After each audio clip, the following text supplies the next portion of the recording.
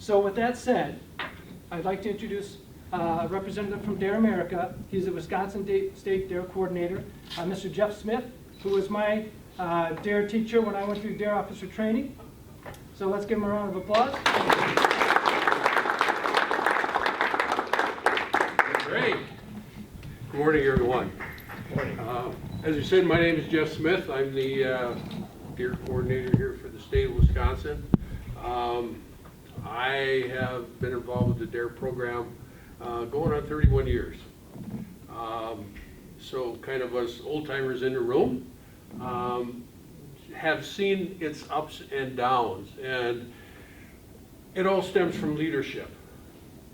And to have the type of leaders in Wisconsin who are willing to face the storm of adversity, of negative press, of budget cuts, and keep something they believe in alive, tells you a lot about the character of that person. And you know, back when the sheriff was going to run for sheriff, going from Dare officer to running for sheriff, one of the things that I remember at the time, and I'm going to be honest with my thoughts, is that he said, the Dare program will always be with the Kenosha County Sheriff's Department as long as I am sheriff, if elected. And I thought to myself, oh Lord, that's a death wish. I mean, how many naysayers are there going to be out there?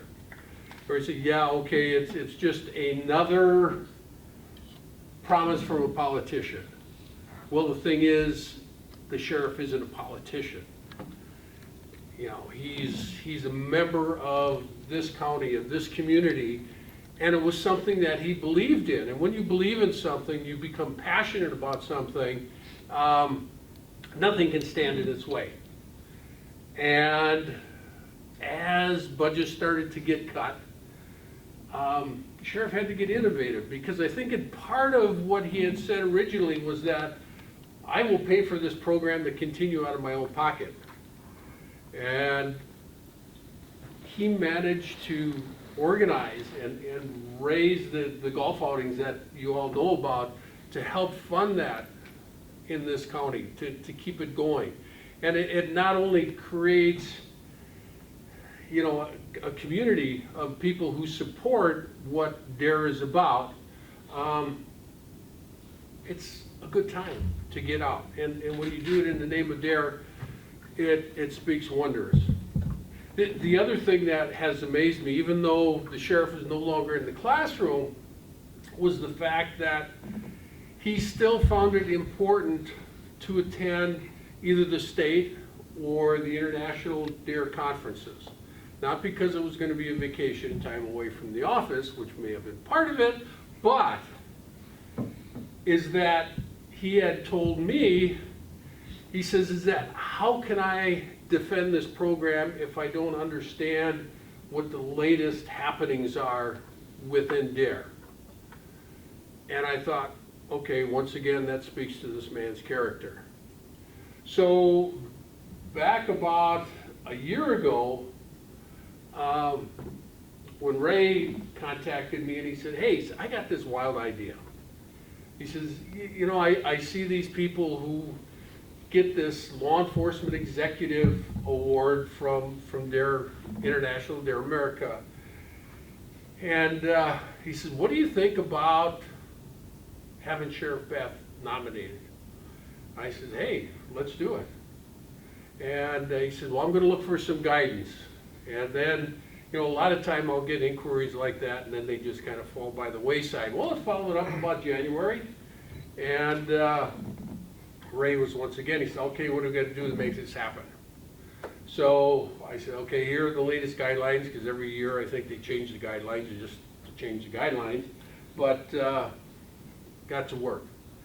And we are seeing the fruits of that today. The board of directors of Dare America, who chooses these positions, have got some pretty, notable people on them. You've got the former head of the executive director of the DEA, who is the president of this board. You have a number of social movers and shakers, along with attorneys and cops, and it's just an amazing board. And for all of the applications that they got, in talking to the people back at the main office, they were saying that the rest were all kind of in here, yeah, really kind of good, really kind of neat. And then there was this one packet that was head and shoulders above everybody else. And, you know, that brought a smile to my face and shows once again what Wisconsin is all about. In the era of all the awards that Dare America gives every year, Wisconsin has had the honor of, in the past, having a Lifetime Achievement Award winner. We have had 4 what we call youth advocates, or young kids who advise Dare America on trends and things to keep their curriculums updated. We've had 4 of them that have won $20,000 scholarships because of their work in the field. We have had the International Dare Officer of the Years come from Wisconsin. And the only one that had been missing up until this point was this law enforcement executive. And when we finally got the notification, and it was kind of, I was like talking with 3 different people at the same time, between Ray and the people out in LA and on the East Coast. And, you know, I was like, oh, good, they made the right choice, because you never know why people choose things for reasons, but it was apparent here. But in that, and part of this confusion of the whole COVID-19 thing, Dave was supposed to be going down to Cancun to receive this award, okay, which was going to be all expense paid, all this good kind of stuff, and then, you know, this COVID thing comes along and it's like, hey, canceled. So he will receive his award next year at the International Conference, which they're still trying jostling on a spot, which will either be down in Orlando or in Nashville, Tennessee. But we thought that this couldn't wait. You know, I mean, you've got to do it now while we can. And he will receive a fancy crystal award, which they didn't want to give up for this year, but so we did the next best thing, and we have a certificate for that. So it's going to be our pleasure, Sheriff. You might as well come up and let's. Yeah.